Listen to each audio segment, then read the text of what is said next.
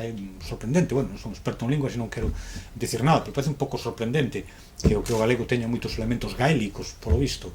Ou pregaélicos. Bueno, claro, pregaélicos. Bueno, supoño que haberá un sustrato aí que ten que haber. Ten que haber, claro. Que non o coñezamos outra cosa, pero un sustrato que ten que haber, non se creou da nada.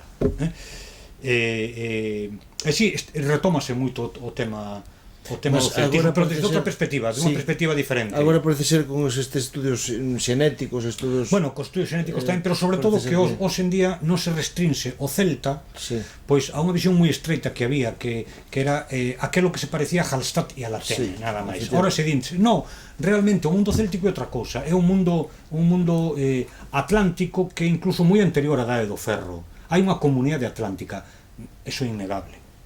Que Galicia forma parte dunha comunidade atlántica desde antes do Neolítico, é evidente que, porque incluso as relacións marítimas eran moito máis cómodas e fáciles que as relacións por terra, eran moito máis fluidas. É moi fácil, durante moitísimo tempo, ata o século XIX, era moito máis fácil facer un transporte voluminoso de mercadorías por mar que por terra. Por terra é imposible até que se invente o ferrocarril, claro. Contábanos un amigo que traballa estas cousas, que traballa cosas do celtismo, que era moito máis fácil chegar a Irlanda por barco que a Castela, ao medio do centro de Castela, de cabalo. Claro, pois chegar a Castela, bueno, e sobre todo a igualdade de volume de mercadorías non habría punto de comparación.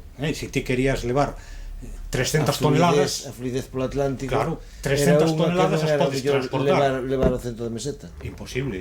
Para ir a mesetas tardabas moitos días levando simplemente unha recua de mulas. E ibas facendo etapas de canto, de 20 km, de 20 tantos kilómetros diarios. Os que podían as mulas e os que podían as persoas. A distancia que soe haber hoxe entre determinadas poboacións que marcan un camiño que, como vas vendo, van sendo eso, non? Saes de Vigo e chegas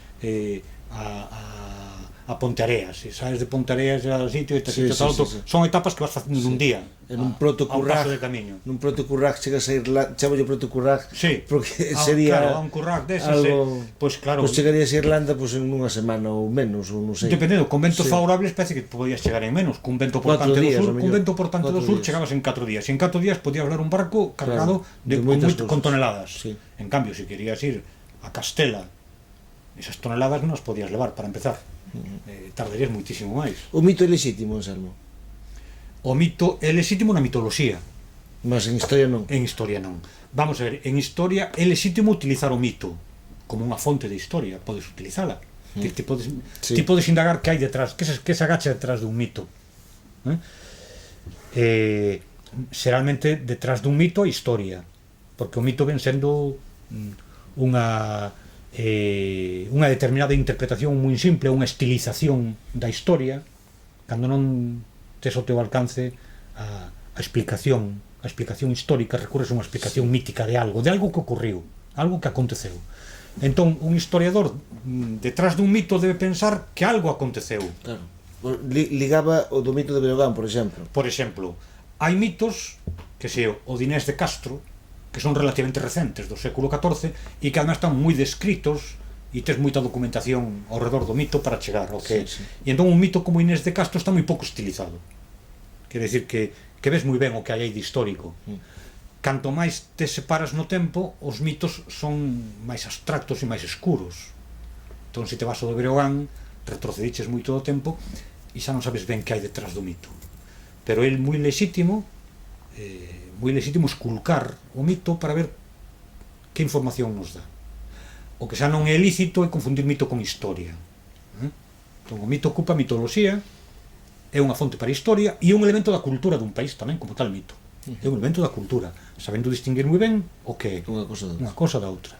Cando introduces o mito na historia, entón non, entón xa estás embarullando a historia ou estala manipulando.